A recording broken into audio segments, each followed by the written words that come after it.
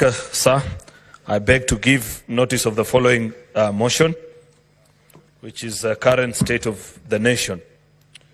Recognizing that the state of the nation at this moment, following the passing of the Finance Bill, National Assembly Bill number 30 of 2024, on the 25th of June 2024, by the National Assembly, the loss of lives, maiming and loss of property that has been occasioned protests, cognizant that pursuant to Article 115(1)(b) of the Constitution, His Excellency the President of the Republic of Kenya declined to assent to the bill and referred recommendations to delete all clauses of the bill, further acknowledging that the conversation on the finance bill has triggered a broader, important public conversation of the high cost of living, juxtaposed against the wasteful expenditure in all public institutions, Parliament included, further acknowledging the issues raised by the young people and other members of the public to do with corruption, impunity, incompetence within the state and public appointments, opulent lifestyle of public officials, unemployment, among other issues bedeviling our country. Now, therefore, the Senate calls upon 1. The National Assembly to expeditiously consider the presidential memorandum pursuant to Article 115(2)(a), and ministries, departments and agencies and constitutional commissions, including Parliament, to put in place austerity measures in undertaking their respective functions. 3. The and other government multi-sector agencies in the governance, justice and law and order sector to upscale and make concerted effort to fight corruption. 4. The National Police Service to cease abductions, unlawful killings and other exercise restraint in dealing with peaceful and unarmed demonstrators. 5. Release of all persons in peaceful demonstrations relating to the enactment of the finance bill. 6. The government to waive the hospital bills for persons who have been injured and defray funeral expenses for those who've lost their lives during. 7. The judiciary the judiciary to prioritize and expedite all court cases relating to the enactment of the finance bill and resultant demonstrations. Consider all the challenges facing the country and make the necessary recommendations to address them. Next order.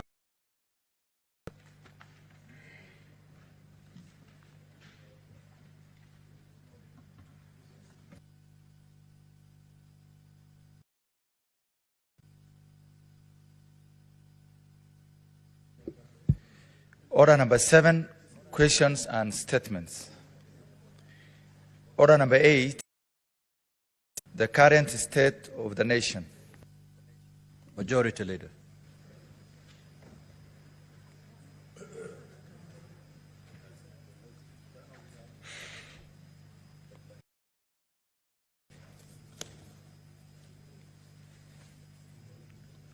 Mr. Speaker, sir, I beg to move that the current state of the nation, recognizing the state of the nation at this moment, the ongoing protests following the passing of the finance bill,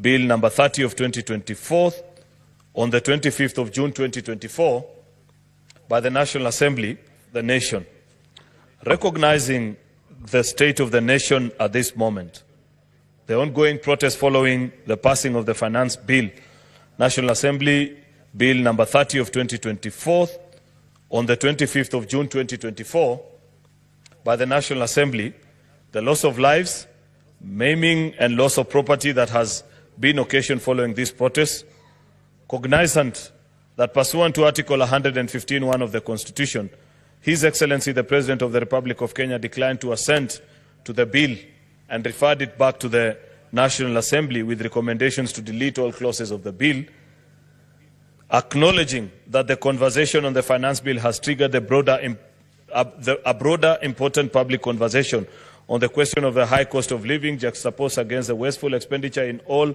public institutions, including Parliament, further acknowledging the issues raised by the youth and other members of the public to do with corruption, impunity, incompetence within state and public appointments, opulent lifestyles of public officials, unemployment and high cost of living, among other issues bedeviling the economy. Now, therefore, the Senate, 1, calls upon the National Assembly to expeditiously consider the presidential memorandum pursuant to Article 115(2)(a). B, all government ministries, departments and agencies and constitutional commissions, including Parliament, to put in place austerity measures in undertaking their respective functions. 3, the Ethics and Anti-Corruption Commission and other government multi-sector agencies in the governance, justice, law and order sector to upscale and make concerted efforts to fight corruption. 4, the National Police Service to cease abductions, unlawful arrest, extrajudicial killings, and exercise restraint in dealing with the peaceful and unarmed demonstrators.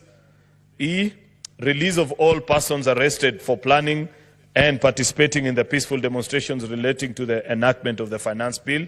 F, the government to waive hospital bills for persons who have been injured and defray funeral expenses for those who lost their lives during the demonstration. And G, the judiciary to prioritize and expedite all court cases relating to the enactment of the finance bill and resultant demonstration. 2, consider all the challenges facing the country and make necessary recommendations to address them. Mr. Speaker, sir, we are gathered here this morning, and I wish to appreciate the fact that before the commencement of the sitting this morning, you led us as a House to, in a minute of silence, reflect and think deeper on the issues that our country faces at this particular moment. And we particularly took time to commiserate and feel the pain and the burden that it is with the families and friends of, as per the count of the Kenya National Commission of Human Rights, 39 persons that have so far lost their lives in the last 2 weeks, Mr. Speaker, as we've had these demonstrations.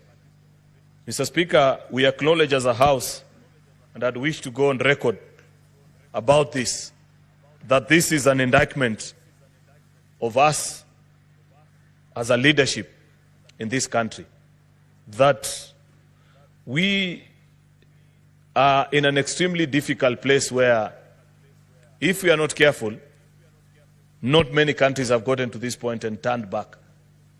There are some that 20, 30, 50 years are still trying to turn back, actually, after moments such as this.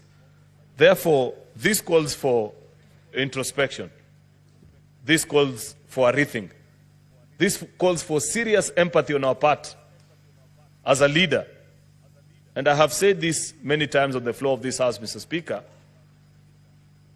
that the challenges that we face as a country, on many occasions, we have very limited choice. First, in terms of whether to tackle or not, but second and most importantly, on what has been our input as any individual who's in a position of responsibility to get the country to a better space. Therefore, as I begin, Mr. Speaker, I'd wish to personally, and this is at a personal level, not even necessarily as Senator for Kericho, Majority Leader, but just as a leader and somebody who God has granted the opportunity to serve in a position of responsibility in this country, to tender my unreserved apology to the country for, either by commission or omission, everything that I have contributed into getting us into the mess and the place that we are in. I have reflected deeply the last few days, Mr. Speaker, and looked through my own journey as an individual and ask myself very serious questions, trying to wear the shoes of the ordinary citizens and how they feel at this particular moment about me as a person. I don't want to focus about any other individual, whichever office they occupy, but just me, a citizen of this country, that God in his own wisdom granted the opportunity to serve in a place of responsibility, and try to retrace my steps. What is it that perhaps I should have done better? I have to be sincere, Mr. Speaker, that there were days in the night that I contemplated even quitting and said, perhaps maybe other people can do it. But this is not the time to quit. Because quitting doesn't solve. It doesn't get us out of the hole that you already are in. If it's about getting out and running away, Mr. Speaker, you first sought the mess that you created. I'm afraid, Mr. Speaker, that I know that is the agony that many of our colleagues have thought through. And therefore, just to bring the country up to speed and appreciate why the Senate of the Republic of Kenya is seated this morning, is that we had a session yesterday in the afternoon where we sat down as a Senate of the Republic of Kenya off camera, not in this chamber, but seated somewhere together, and reasoned and said, what is it that we can make as our contribution? We are deeply embarrassed, Mr. Speaker, that it has taken young children to point to us that you are naked as our leaders. Extremely troubling. A moment that, to many of the people that I listened to yesterday in the afternoon as leaders shared their experiences and what has been the last few weeks, I realized that we are in extraordinary times, and ordinary solutions that we have proposed in the past cannot work this time. Unless we are serious, unless we are genuine, unless we are honest, unless we mean it, let us not begin this conversation in this house this morning, Mr. Speaker. And I'd wish to put it on record that I come 100% willing and committed, standing before the Senate and the Republic of Kenya, knowing well that one way or the other, I have made a contribution that I am ready to be persuaded and to be led jointly, first of all, by the leaders that are here and by the things that we are being told by the people that are speaking in the public spaces and the conversation that's going on in the country, Mr. Speaker, on what we need to do to redeem and win back our country so that people can reflect back. And therefore, we have come up with this motion, Mr. Speaker. This is just but the beginning of guiding the country towards solutions. And we'd wish to make a certain number of requests to you as our leader, Mr. Speaker, together with the office of the clerk that is here, that as members will be speaking, let it be known that many of them will take time to paint the state of the nation. That's why we have titled this motion, The State of the Nation, as it is, with no filters, with no embarrassments, Mr. Speaker, pointing and saying things as they are, that this is what is wrong, this is what we hear, and spend the remainder or the latter part of their conversation, Mr. Speaker, in proposing solutions. There are those that we can do within us as the Senate. There are those that we can do as the legislature, which is us and the National Assembly. There are things and solutions that we are being asked to make a change at the level of the executive. We will make the recommendation. There are those that constitutionally mandated institutions, Mr. Speaker, have to do. And we have to interact with them and guide, Mr. Speaker, how they do it. Because like I have already pointed out, Mr. Speaker, these are not normal times. And normal solutions will not get us out of this problem at this particular time, Mr. Speaker. Therefore, the request that we make to you is that get us staffers of Parliament who will classify, as members speak, all these challenges that you are speaking to and cluster them into the various thematic areas so that we are ready and willing to work whatever time over and above the call of duty, beyond even 6:30, Mr. Speaker, if that is what it will take, because unfortunately, we don't have time. That is the other thing that the young people are telling us. That's the other thing that I hear when I listen to what the country is saying. We are willing and ready to work, Mr. Speaker, so that we classify all these challenges and the various solutions that we are prescribing. Some of them have been suggested by other people outside the precincts of this House. Many others will be shared by these members because there are senior people here. There are people who are experienced. They know what the challenges are, and they know what the contribution can be. Therefore, Mr. Speaker, I want to appreciate the meeting that happened yesterday in the afternoon, where we agreed that not even apportioning blame at this particular time will rescue anybody. When the protesters showed up, Mr. Speaker, in Parliament last week, none of us was spared. And I'd like to say, rightly so. Because much as we may have wished that, oh, deal with the National Assembly, they're the ones who are handling the finance bill, they don't care. They just know that you're leaders. And you're the ones who, by whatever means that is possible, have done this or the other. And therefore we say that as a Senate, as we begin our reflection in the next few days, as we propose solutions, far-reaching implications, answers to questions that we are being asked as a people, in both our private and public spaces, Mr. Speaker. Because this conversation has not spared anybody. And it hasn't taken the traditional definitions or characterizations that we know about issues in this country. Nothing to do with religion, nothing to do with the tribe, nothing to do with class, Mr. Speaker. These are unique challenges that have caught over all of us. Mr. Speaker, therefore, we request that when we get our staffers to classify the challenges as they will be enlisted by the various members, say, for example, on the issue of corruption, and this is the proposals that are being made, if our staffers can serve as the rapporteurs, Mr. Speaker, so that later on when we sit to reflect and make our decisions, once we've classified all the issues into the various thematic areas, Mr. Speaker, we will retreat and reconvene as a House, Mr. Speaker, to make the various far-reaching recommendations. Whatever it is that as Parliament we need to do, if it is a change of law, we are willing to do it in record time, Mr. Speaker. And I know we have your cooperation, Mr. Speaker, and you will help us make that. If it is a resolution of the House specific to the various constitutional commissions and independent office holders, Mr. Speaker, we will make a resolution. Because there are two ways in which Parliament makes decisions, Mr. Speaker. We either vote on a bill or we resolve on a matter and give it as a resolution of the House.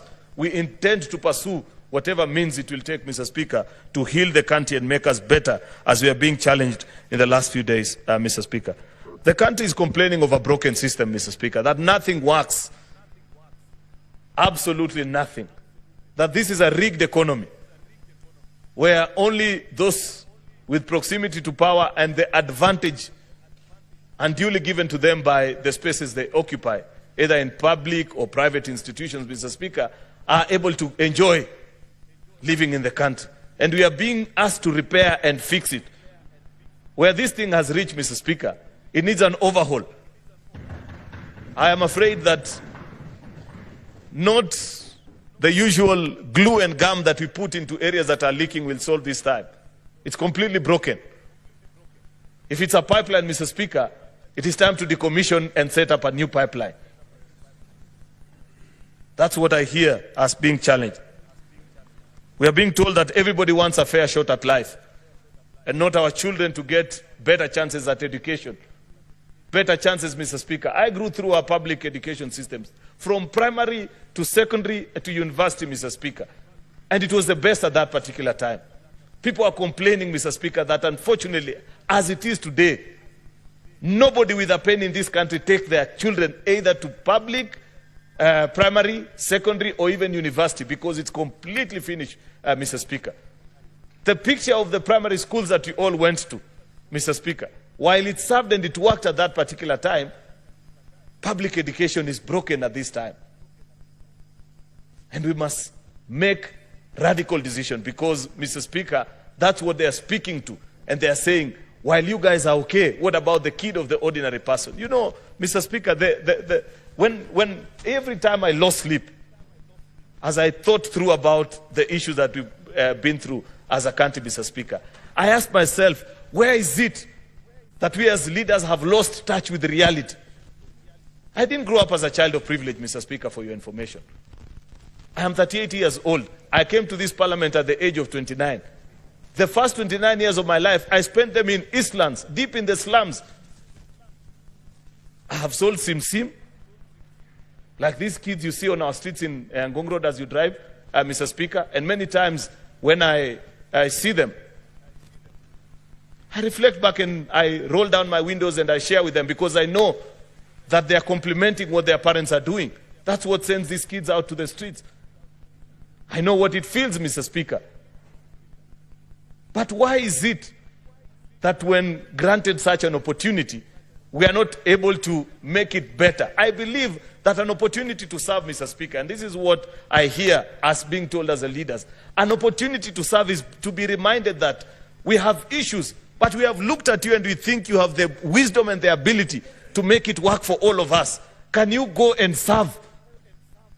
Go and make it possible for the rest of us to enjoy. But unfortunately, either by design or because that is what the country is accustomed to, Mr. Speaker, when you get the first line at the queue, we don't think about the second and the third onwards, Mr. Speaker. We are satisfied that so long as I've had my serving at the table, that should be enough. That's what people are complaining about, Mr. Speaker. And we are here to plead this morning that grant us the opportunity to lead the country as a Senate of Kenya in making the right and the correct decision so that we don't lose our country. I say this at this particular time, Mr. Speaker, so that people may know that in whatever we say, in whatever we do, anarchy is not an option. I'd wish to plead, even to those that are leading these protests and demonstrations, that if Kenya was to sink, unfortunately, not even them will be spared, Mr. Speaker. And I like the fact that many of the people have begun speaking out and saying that there are certain conditions that you must meet even as a person in some of the solutions that you are prescribing. Because you listen to what is being said in the online spaces, Mr. Speaker, some of the solutions that you can clearly see this will get us into more problems than already we are being unfortunately prescribed on us by people who are not within the borders of Kenya. And that's unfortunate, Mr. Speaker. But like I have said, it's not time to apportion blame and point fingers. It is time to lead the country and point them to the right direction. Because what our young people have done is that they have spectacularly, perhaps painted better than Galileo could ever paint, Mr. Speaker, a picture perfect of the reality of what it means to live in the Republic of Kenya today. Nobody could have done it any better, Mr. Speaker. And therefore, it's our duty. We are duty-bound as an institution to lead. Mr. Speaker, corruption has featured prominently in this conversation. In fact, at the heart of it, perhaps finance bill was just but a trigger. But the bigger conversation that the country is having is on the issue of corruption. And what is it that we need to do? We passed a new constitution in 2010, Mr. Speaker, and we thought at that particular time that we had finally succeeded to slay the dragon of corruption, because this is a challenge that as a country we've dealt with the last 60 years or 50, Mr. Speaker. But the question that people are saying is that instead of actually getting better, despite the fact that we have created independent offices, Mr. Speaker, it has become worse. EACC has crafted, and that's a conversation that we will need to have as a House. And eventually, Mr. Speaker, something that we haven't resolved at this point is when we have the thematic areas, shall we resolve them as a committee of the whole? There's a big thinking that says, given the national importance of this conversation, we cannot even relegate it to the committees. There are those that hold a slightly different view, and we will take time to reflect, and I am willing to be persuaded as I listen to my colleagues when they'll be speaking on this issue, Mr. Speaker, whether we deal with it as a committee of the whole. Because we must invite EACC here, Mr. Speaker. And they must tell us, Mr. Speaker, why is it that we are not succeeding? Is it the law? What is it, Mr. Speaker? What do we need to do as a country? Because what we know for sure is that the system has set up, even this design in our counties, Mr. Speaker, of saying you have an ethics and anti-corruption officer at every county, Mr. Speaker. Basically what it takes is that they are quickly captured, Mr. Speaker, and they become appendages of the corrupt system in our various counties, Mr. Speaker. The same can be said nationally. And this issue, Mr. Speaker, if we were to be honest, and I wish that the country also indulges us, is that corruption is not only a problem of leaders. It's a national problem. It's a values problem that we have as a people. We cannot just speak, Mr. Speaker, about what leaders are doing without taking time to consider and say, how do we demonetize our politics, Mr. Speaker? How do we make politics less influenced and infiltrated by the power of money, Mr. Speaker? Because unless and until a country has that conversation, Mr. Speaker, I am afraid we are not likely to win this conversation. And part of the proposal that must come out of here, Mr. Speaker, is the process of removing money out of our politics, Mr. Speaker. That has destroyed the fabric of our society. And I like the fact that listening to the president the other day, he said, and this is something that, a conversation that many of us have had many times, that even this issue of Harambee is the way it's being done, Mr. Speaker, this presentation of resources, Mr. Speaker, that perhaps it's time to ban it from us as public officials, so that when I go before people, I tell them about policies that I have made to make their life better, not the 2 million shillings that I'm carrying in my car to give them to build a classroom for them, Mr. Speaker. That's a challenge that we must be willing to accept. Because, Mr. Speaker, until, and I must repeat, until we demonetize our politics, Mr. Speaker, and the space of influence, it will continue to be a gold rush and the desire, Mr. Speaker, on every member. You know, people don't know that the cycle of and the life of a politician in this country, it involves running Monday to Thursday, collecting as much as you can, only to go and spend it on Friday to Sunday. And in fact, most of that money, Mr. Speaker, it doesn't even get to the houses of these members. People don't know. If a member makes perhaps $1 million within a week, they'll be very lucky if 100,000 makes it to do anything in their house. 900 of that money goes back to the constituency. Therefore, we must remove that demand and this desire to see members of parliament and politicians and people who are in public offices, Mr. Speaker, as if they are tools for pushing resources and money. Until we do that, but that's just the effects. What we need to address here today is a structural fight, and those that are in the justice and Mr. Speaker, law and order society, that they must come here and we must reveal to each other and tell each other, why is it difficult? EACC must appear before us, Mr. Speaker, and they must tell us this is what we need to do, so that we know, Mr. Speaker, why is it we are now in the third cycle of county governments, Mr. Speaker? Everybody knows why people can almost kill each other to be county governors, Mr. Speaker. But we don't have a solid case, not one, before any courts of law that can point out and say, this is what we have done as an institution, so that people know this is what we are doing. We will be willing, Mr. Speaker, because this has featured prominently. We are being even challenged, Mr. Speaker, as an institution on the things that we have done and said and the laws that we have passed. We must make it difficult. It must pain people, Mr. Speaker, to break the system after we repair it. The punishment must be punitive, Mr. Speaker, so that it gets to a point where people fear. You know, people don't fear to be corrupt in this country because they know what is the worst that will happen. I will be taken to court, I will pay a bail, and I will walk scot-free. Chances are I'll enjoy that money until I die. EACC must come to us, Mr. Speaker, and tell us even this new jurisprudence that they are trying to establish, where somebody steals $1 billion, then says, I am willing to part with 300 million, and we remove the case. Unless we didn't read properly. But good leaders have said, this is not the time to apportion blame. If there are things that they want us to change, is it their budget? Is it the law as we defined it, Mr. Speaker? Let us listen with an open mind and say, tell us what it is that will respond to this particular issue.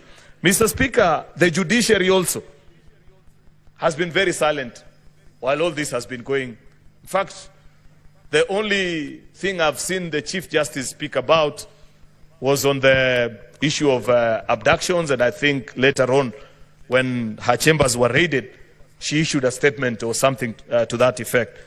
But listening into what we are being told and the conversation going around, Part of the broken system is our judicial system, Mr. Speaker. People know, Mr. Speaker, that even if you're taken to court, you can find your way around it, Mr. Speaker, that you can buy justice. A country that sells its justice, Mr. Speaker, is not a country. If I know that all it takes for me to get away with murder, Mr. Speaker, is sufficient resources in my bank account, then that is not a country. Judicial Service Commission, Mr. Speaker, just like us and all of us that are in positions of responsibility, Mr. Speaker, must engage and be willing to guide us and say this is what has happened. If you listen, as people who are speaking, people have shared their experiences, how they have been disinherited of properties that were left by their parents because a rich person showed up, Mr. Speaker, and as orphaned children, they could not put up a fight before our courts of law. That is not the foundation of a judicial system, Mr. Speaker. And we need time to reflect. JSC must tell us, what is it that we need to do, Mr. Speaker? Equal opportunities has featured prominently. Many people are saying, we know that all it will take for you to get an employment anywhere is to have people of influence. We have constitutionally mandated institutions, Mr. Speaker, NCIC, and so many others. Let's see the studies that they have done so far out of the millions that we have sent to them over the years. Are they just collecting per diems and traveling to Naivasha? Or they have done a scientific study that can help us to appreciate? You know, the problem in this country, Mr. Speaker, is that people love proposing half solutions. And that's what we are being told, that that is not enough. It is not just enough to tell us that this community has this percentage of jobs, this one's has the other. Can you make recommendations? And we are willing to come and pass a resolution of the House, Mr. Speaker. If it is established, Mr. Speaker, that the community that I come from has more than an equal share of opportunities, Mr. Speaker, in the various cadres and levels of government, Mr. Speaker, let's pass a resolution here and say that until such a time that others get an opportunity equitably, Mr. Speaker, we don't give chance to those because, but unfortunately, Mr. Speaker, listening and reading the reports that have come from NCIC, it is so basic and it's like the person who designed it just wanted to appease people with little facts here and there, Mr. Speaker. Oh, Kikuyus have this percentage, Luos have the other. That's not enough. Break it down. Work like a serious institution. Tell us how many CEOs exist in public service. Give us their distribution. How many senior level managers exist? How many are ordinary clerks, Mr. Speaker? We could be talking about a particular community that has a certain share, Mr. Speaker, but they are all clerks and drivers. It's not the same. We need a more detailed study so that you lead us as a house into making this conversation. I'm trying to rush, Mr. Speaker, because I know time is not on our side. Governance on our value systems, Mr. Speaker, featured prominently in this conversation. And we must put it either by law, by design. What is it that you do as a public official when certain things are said about you? How is it, Mr. Speaker, that in certain countries, that you as a public officials, even when you're just accused of having an extramarital affair, forget about stealing public resources. The system is so advanced that you're challenged and are told, Mr. XYZ, if you cannot be faithful even to your partner, you cannot be faithful to your current, to the country, that your character has been found wanting. And people are asked to step aside on such occasions, and people do the honorable thing and say, I think I no longer enjoy the trust of the people. Allow me to pursue other things. On personal matters, I'm not talking about public issues, Mr. Speaker. The problem with us is even when we have been challenged on public issues, Mr. Speaker, we still want to stick and die until, you know, the famous quote that somebody once said, I'd rather die than resign. On debt, Mr. Speaker, I have a certain level of reprieve as a person, but it still doesn't help me. Like I said, these young people don't care, and the people that are speaking don't care, because on the two occasions that the debt question appeared before this House, the last term, I voted against it, both to move it at 6 trillion and eventually when we moved it to 10 trillion, Mr. Speaker. But that doesn't help. That's history. We can point fingers and say you moved, you did this or the other. It doesn't matter at this point. The thing we are being told first, Mr. Speaker, is that when Kenyans look keenly, they are trying to locate 10 trillion in the country and they cannot see it. So they're asking, are you sure, first of all, that we owe 10 trillion? And I have made public confessions, Mr. Speaker. Those that served with us in the Budget and Finance Committee last time, Mr. Speaker, know that when we asked for Kenya's debt register, it was brought to us on an Excel sheet. No records beyond that.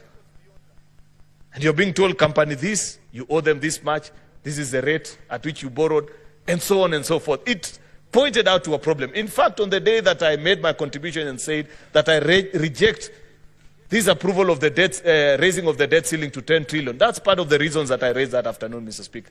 And I said, until Parliament has a counter copy of what the Treasury is borrowing, Mr. Speaker, and we rearrange that whole space of our debt, Mr. Speaker, we are not yet out of the woods. Therefore, I don't want to spend a lot of time on the issue of debt, Mr. Speaker, but we are being told that a public audit of our debt situation, Mr. Speaker, is mandatory at this particular point. And I know the executive will do theirs, but even us as Parliament, because it's us who failed in that regard, we must carry out our own, so that we counter-check with what the executive is doing. Parliamentary Budget Office can lead this exercise, but if they need the expertise of other audit firms, including international, reputable, established institutions that can help us in this conversation, people who know about multilateral lending, Mr. Speaker, and going to the financial markets, because there are issues of Eurobond therein and other institutions that we have borrowed from, Mr. Speaker, let us have that conversation so that we know, first of all, Mr. Speaker, what is our debt exposure. Look at even the debt ceiling change of law that we did earlier. Makes sense. We argued and said we want to change how we calculate our debt status, Mr. Speaker, as opposed to having it as a static number, make it as a percentage of the GDP, because that's a more globally accepted standard. And that's fine. And I supported that motion, Mr. Speaker. And we said in 3 years' time, we want to bring our debt sustainability to 55% of the GDP. It is now at 61. We have 3 years. But what is the plan, Mr. Speaker? What did we learn from the past? How comes when you were passing that particular legislation, we didn't tie it so neatly so that we know? You know, bringing debt as a percentage to the GDP to 55% is not an occurrence, Mr. Speaker. It's not an event. It's a process. You have to grow down your fiscal deficit over the years. We didn't put it in law, Mr. Speaker. And it's not just enough for us to be satisfied and say that we have a promise that in 3 years' time, that's where we'll be. At the time of exiting this conversation, Mr. Speaker, we must tighten that law so that even as those that do our budget at the Treasury know that the maximum fiscal deficit that we can get for this year, 2024, 2025, is this one. And you tighten it so that by you leave them with no option. So that by 2027, Mr. Speaker, when you're supposed to be at 55%, they have no option but to get there. But if we leave the law as it is, I can tell you for a fact that we will get to 2027, we will still be at 60, Mr. Speaker, or even more if we don't change. And we must make a decision, Mr. Speaker, as we sit and reflect, because debt has featured prominently in this conversation. As I move to conclude, Mr. Speaker, SRC, Salaries and Remuneration Commission, have been silent as this whole debate has been raging. Silence is not an option anymore, Mr. Speaker. They have to speak to the country. They have to tell us what is it that you're going to do so that we reduce our public expenditure on wages and salaries from 46% to the mandatory 35%, Mr. Speaker. If it means taking a pay cut, we as members of Parliament, Mr. Speaker, good people, we have been told that it's not possible, that members of Parliament will never do it. We don't have an option. We must do it, Mr. Speaker. The yearly increment that is now being discussed, that we are being told that, I saw that being reported, or misreported in sections of the media that we are now going to earn more. SRC continues to be silent about it, but we must make a resolution and say we reject even that one in light of the financial situation. But as it is, Mr. Speaker, Mr. Speaker, even if the high earners were to take a shave on their salary, that is still not enough. I don't have the statistics, and that's why I've said some of these constitutional commissions have failed us, Mr. Speaker. I don't know what would be the percentage of Kenyans say that earn over and above 100 and 150. But I'm certain, Mr. Speaker, they are in the slim minority of less than 10%. 90% of our public officers earn less than 100,000 and below, Mr. Speaker. And therefore, whatever savings that we can make there, let us make. But over and above, the thing that people don't like, Mr. Speaker, and this featured prominently. Senator Omogeni is out, but he knows this featured prominently in our NADCO talks. And a report that we tabled here, Mr. Speaker, unfortunately, which we haven't done with speed, Mr. Speaker, captured all the wastages that are in the public expenditure space and what we need to do as a country. From page 546 of the NADCO report, I think, to almost page 600, Mr. Speaker. Where things that we understand, things are tight. It's the most obvious thing that people do. Young people are telling us when you have a job with Safaricom, you can live in Langata.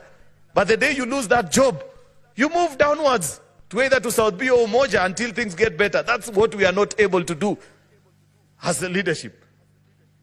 We know for a fact that when things were better, we could all fly business as members of parliament.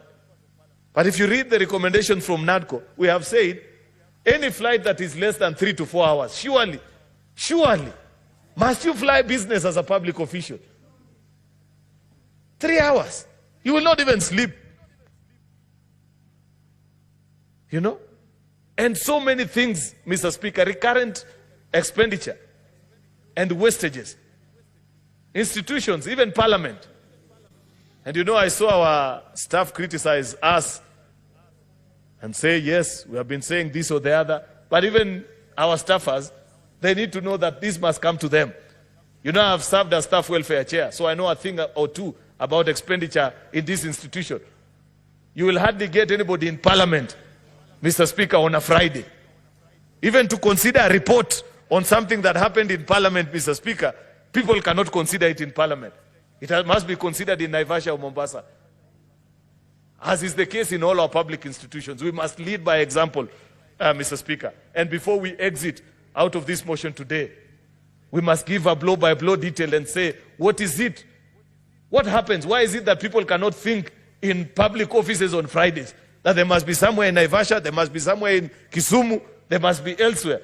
Mr. Speaker, I don't think that there is any correlation between better consideration of a tender document or evaluation exercise that comes when you leave Nairobi, Mr. Speaker.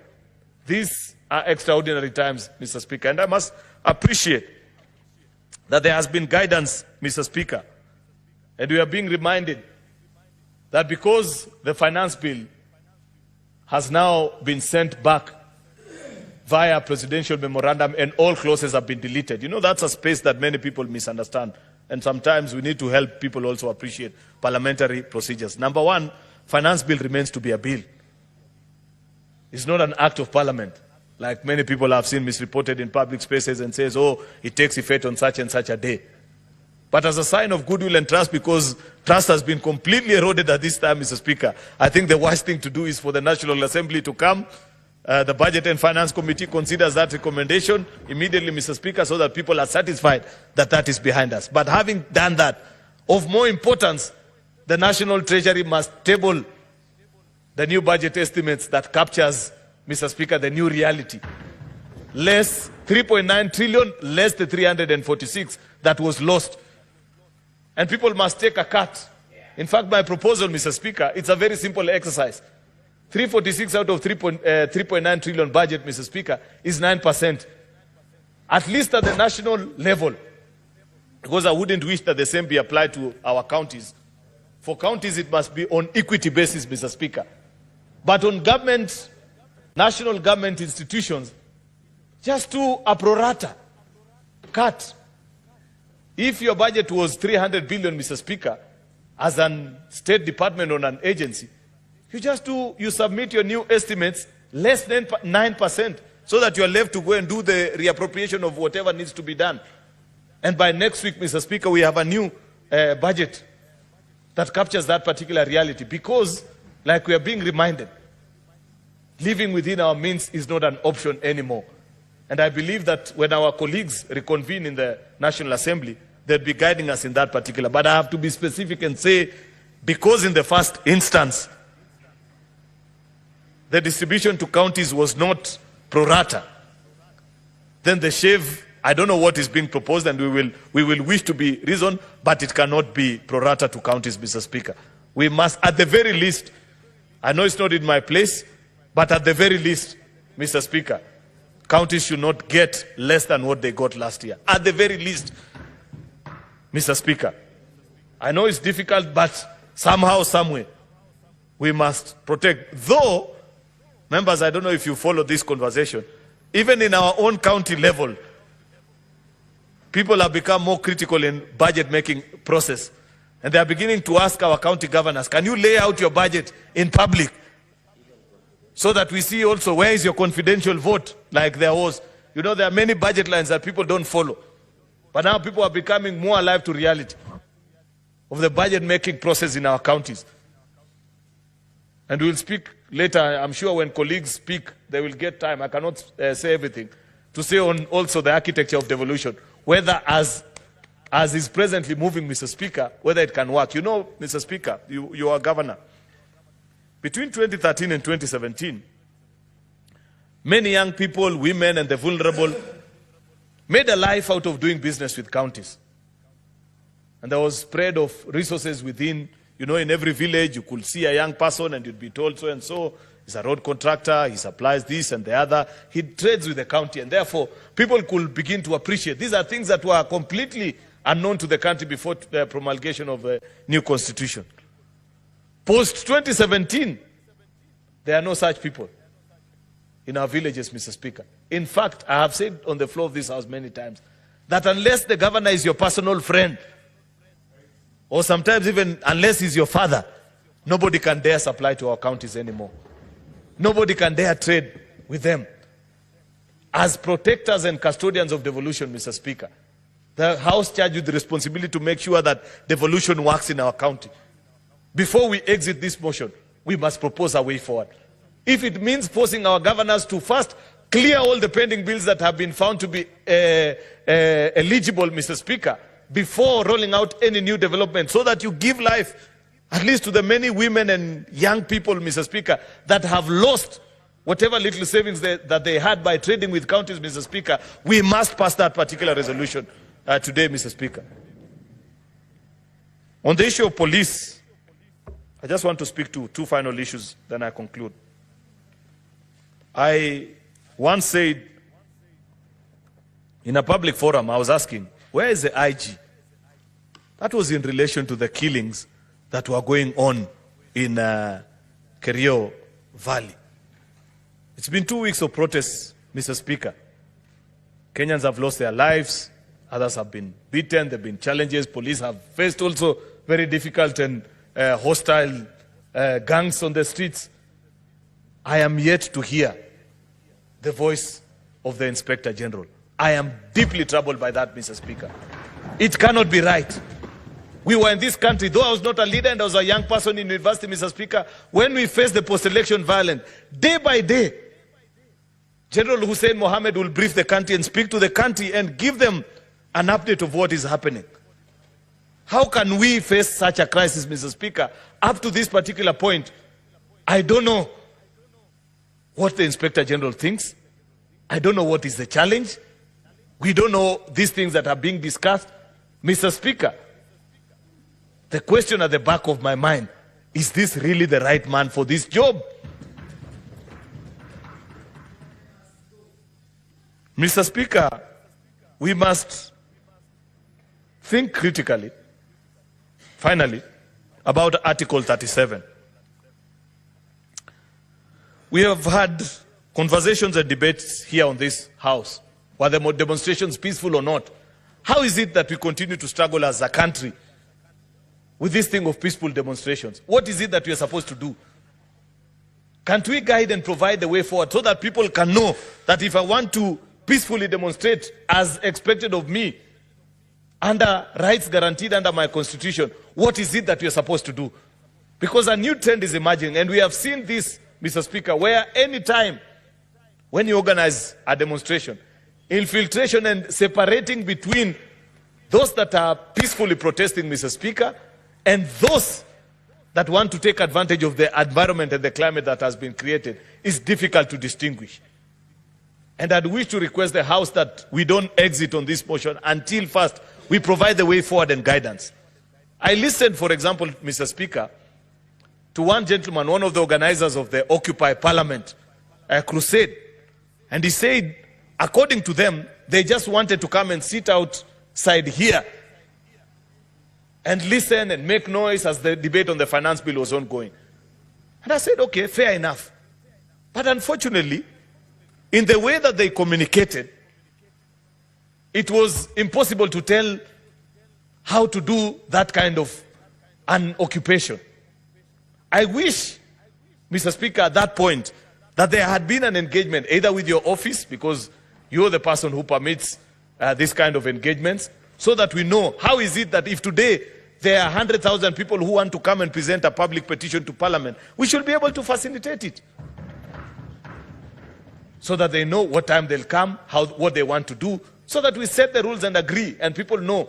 And we don't provide an environment or a climate that is right for people with sinister motives, Mr. Speaker. I know for a fact that it was not the design of the young people that wanted to protest outside Parliament for Parliament to look like it looks this afternoon. They had no intention of banning anything. I don't think it was in their design to destroy the amount of property that has been destroyed here. I don't think it was in their design, Mr. Speaker, for members to flee for their life. They wanted to come and present a petition. Therefore, we have to think and propose as a way forward of how is it that we can guarantee every citizen how we protect their rights, because there are two inherent dangers, Mr. Speaker. If we don't provide a way forward and a way out of this particular conversation, then it shall be known forever, Mr. Speaker, that it is impossible to have a peaceful protest in this country. Yet other countries have it. When we travel, anyway, I don't want to get into a diplomatic challenge by mentioning various countries, Mr. Speaker, but there are countries that you think even are less democratic, but they have provided the space and the means for people to exercise their democratic right, on the right to peaceful protest, Mr. Speaker, and it's provided for, and people make their voice heard. I don't know how we can do it. I know colleague members can guide us on how this is done, but the long and short of this conversation, Mr. Speaker, is that we are sick, and the ordinary medicine that we have administered over the years is not likely to heal us. We need new medication, Mr. Speaker. Therefore, with those many remarks, Mr. Speaker, I beg to move and request the leader of minority, Senator Justice Retired Stewart Madzayo, to second this motion, Mr. Speaker, and lead the country towards the right path. I thank you, Mr. Speaker.